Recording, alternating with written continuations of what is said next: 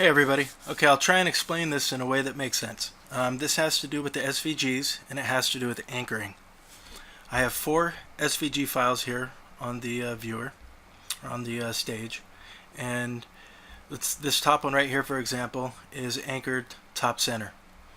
So what should happen, what you would expect to happen, is as the window is resized, that the SVG would stay top anchored, but it doesn't. It stays in the center.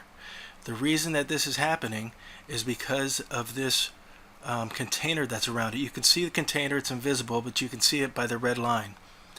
So what's happening is, because this container is allowed to be disproportionate with each other, such as you can drag this all the way up here, it's this extra area that's having a problem because it's not locked with the aspect ratio. If it was locked with the aspect ratio, then as you resized the browser, it would stay on the top center anchor. That's just where it would be. But these are all of these SVGs are anchored. The actual graphic itself is anchored in the middle. So it's always in the very middle of the container. The only thing that we are affecting when we use the anchoring system is the container itself. This makes no sense.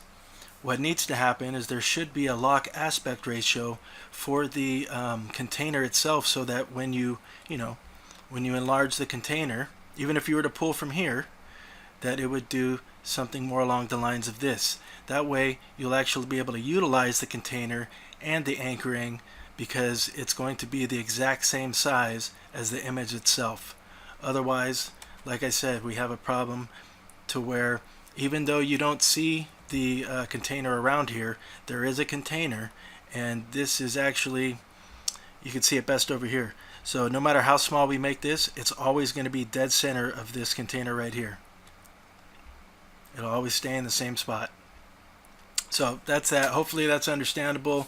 I have a hard time with it as well, but if we could get some kind of lock aspect ratio on the container itself, so that the container wasn't able to do like this, to where you have all this open space, then everything would work perfectly, and we could actually use the SVG's inherent ability in responsiveness. Anyway, I hope that makes some kind of sense. Thanks a lot.